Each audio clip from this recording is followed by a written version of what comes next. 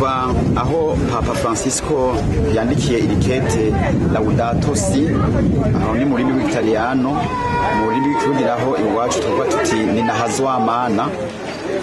Yaryanditse yagiye habona itariki 18 z'ukwezi kwa gatandatu mu 2015.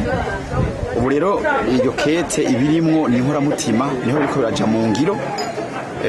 Uyu muhari rero witewe Laudato Mouvement Laudato Si, niho rero tuko twashira mu ngiro ivyo umwungere w'Eklezia Papa Francisco ahamagarira gukingira bidukikije.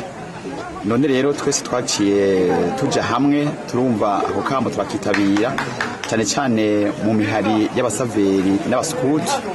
Cyo gutuma rero no munsi mwiyindwi yahariwe kuzirikana ivy'Imana yaremye kugira ngo bifashe umuntu, twahuriye mu kino kigo cyo gukingira ibidukikije cyane cyane babungabunga ibikoko.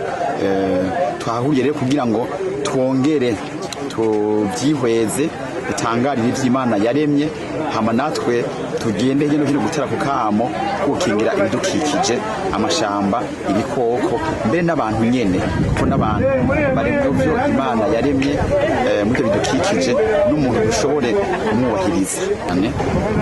Jewe ico nshoboye kunguka n'akanyamuneza ngiye mfise, kuko aho ugiye hirya no hino usanga amashamba yaraturiwe, ayandi bayatema, ayandi bakayaragiramwo ntihagire agashamba na kamwe kaba kakihari.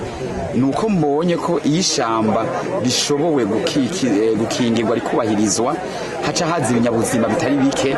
Aha badusiguriye inzoka, inkende, imvubu twazibonye,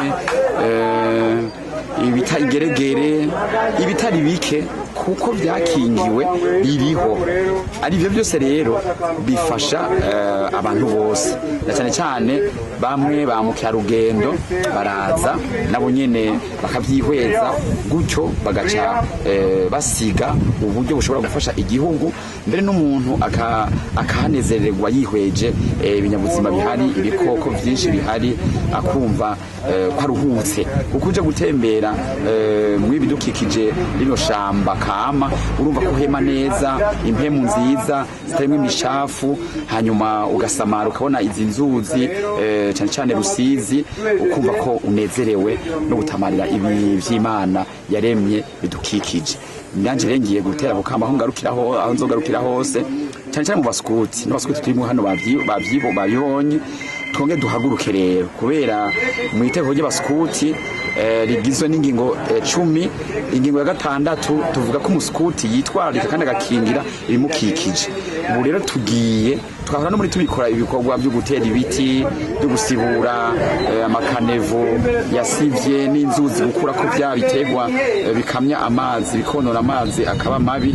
Tugere kongereza inguvu, tubahamagarire gutera ibiti byinshi, kubungabunga ibidukikije, eka no guhanura no gufasha wose bari karonona, bamwe baterera amasashe hariho hose, amaplastike. Tubabwire by'ukuri ko ibidukikije bidufite akamaro cyane cyane ku buzima bw'umuntu, kandi ari kuvyubaha kuko Imana yabiremye ngo bidufashe.